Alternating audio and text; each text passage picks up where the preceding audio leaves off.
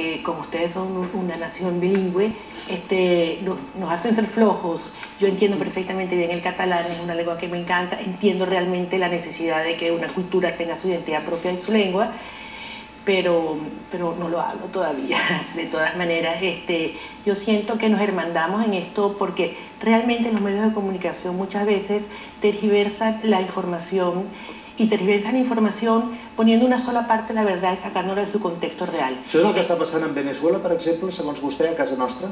Absolutamente, absolutamente. Yo siento que muchas veces los medios de comunicación dan una información y esta mañana justamente estaba viendo en El Mundo una noticia que era absolutamente descontextualizada y se le aplica a un presidente una decisión que corresponde netamente a la Corte Interamericana de Derechos Humanos. Usted esta mañana hizo un comentario sobre eso, sí. y eso, cualquier presidente del gobierno de Venezuela tiene que acatar las decisiones de la Corte Suprema y no es una concesión de una persona, però la notícia la descontextualitza. Ja, no, de tota manera, a veure, no només és El Mundo, perquè la notícia en un altre apartat també la publica a la portada del diari ABC, per exemple, i apareix a tot arreu. És a dir, el govern del seu país, d'una banda, nacionalitza, concedeix la nacionalitat a 4 etarres per no haver-los d'extradir a Espanya per ser jutjats.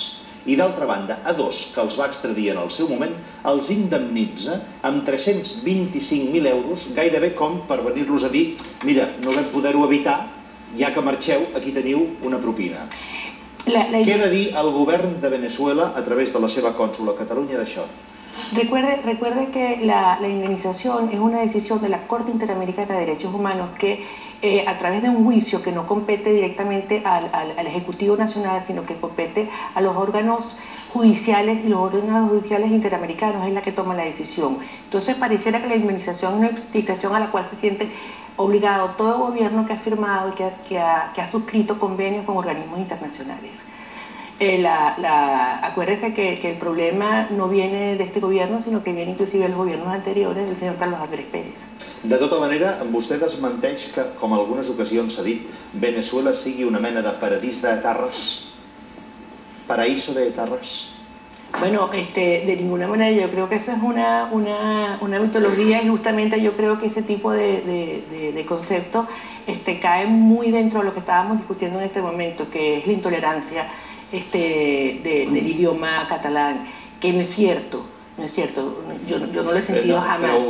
Pero usted sabe que me paso para que no haya errores de interpretación justo en este punto tan problemático. La expresión usted sabe que no es mía, eso se ha publicado en muchas ocasiones, que los etarras que han acabado en Venezuela se han sentido allí casi inmunes e impunes. ¿Qué tiene usted que decir al respecto? Mire, al respecto lo único que le puedo decir es que eso no tiene nada que ver con el gobierno actual, ni muchísimo menos, porque eso es una frase y un concepto que viene manejándose desde inclusive gobiernos anteriores, como el gobierno del señor Carlos Andrés Pérez.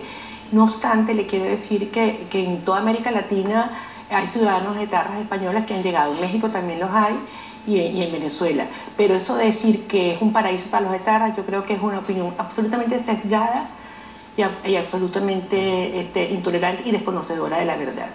En otro orden de cosas, Hugo Chávez ha revalidado el triunfo en las urnas. Quiere expandir por toda América Latina el socialismo bolivariano. Mire, realmente el problema en Venezuela hay que verlo desde el punto de vista local, desde el punto de vista internacional y hemisférico. No sé cuál es el temor que se dice con el proyecto bolivariano cuando estamos teniendo un gobierno que ha logrado elevar, inclusive el PNUD lo ha reconocido, elevar los niveles de desarrollo humano de la población venezolana en materia de salud, en materia de educación, en materia de alfabetización. Es decir, si nosotros pensamos que realmente este triunfo del presidente Chávez es simplemente la respuesta a las políticas de participación democrática y de políticas sociales de acceso a la educación, de acceso a la salud, nosotros estamos cumpliendo con las metas del milenio en materia social. Y si los pueblos de América Latina ven reflejados todos estos beneficios y los desean, sería una expansión, pero eso simplemente lo deciden los pueblos. Simplemente lo deciden los pueblos indígenas simplemente lo defienden los pueblos campesinos.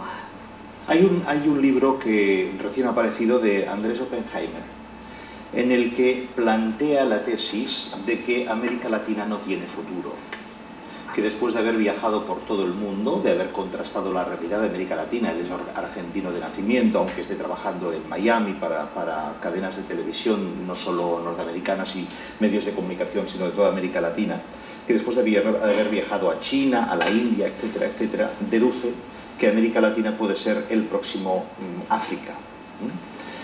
Y pone como ejemplo de lo que puede suponer precisamente sumir América Latina, especialmente América del Sur, no del centro, en la miseria y por otra parte en la desestabilización, el creciente populismo empujado por los líderes que así se puedan considerar, entre los cuales, no le descubro nada que usted no sepa, está encabezando el ranking el señor Hugo Chávez.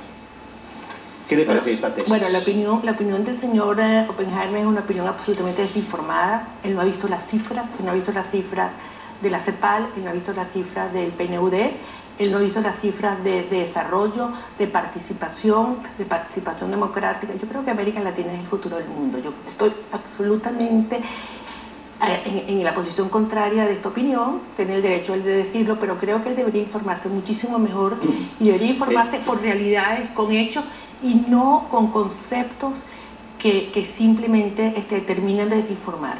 Pues por lo menos en el libro hay muchos datos. Yo no sé si serán del gusto suyo o no, pero datos hay.